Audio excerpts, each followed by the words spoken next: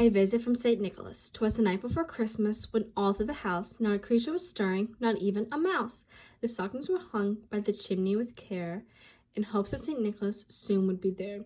The children were nestled all snug in their beds, while visions of sugar plums danced in their heads, and Mamma in her kerchief and I in my cap had just settled down for a long winter's nap. When out on the lawn there arose such a clatter, I sprang from my bed to see what was the matter.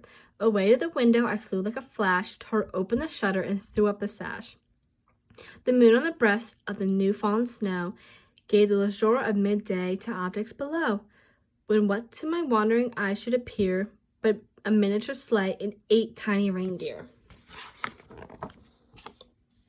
with an old driver so lively and quick, I knew in a moment it must be St. Nick.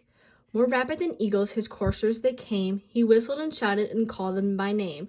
Now Dasher, now Dancer, now Prancer and Vixen, oh Comet on Cupid, on Donner and Blitzen, to the top of the porch, to the top of the wall, now dash away, dash away, dash away all. As dry leaves that before the wild hurricane fly, when they met with an obstacle, mount to the sky, so up to the housetop the coursers they flew, with a sleigh full of toys and St. Nicholas too. And then in a twinkling I heard on the roof the prancing and pawing of each little hoof. As I drew my head and was turning around, down the chimney St. Nicholas came with a bound. He was dressed in fur from his head to his foot, and his clothes were all tarnished with ashes and soot. A bundle of toys he had flung on his back. He looked like a peddler just opening his sack. His eyes, how they twinkled, his dimples, how merry. His cheeks were like roses, his nose like a cherry. His droll little mouth was drawn up like a bow, and the beard on his chin was as white as snow.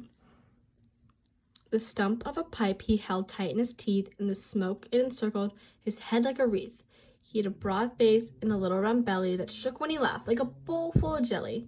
He was chubby and plump, a right jolly old elf, and I laughed when I saw him in spite of myself. A wink of his eye and a twist of his head soon gave me that I know I had nothing to dread.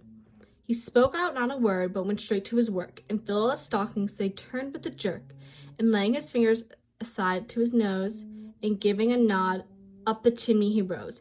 He sprang to his sled, to his team gave a whistle, and away they all flew, like the down of a thistle.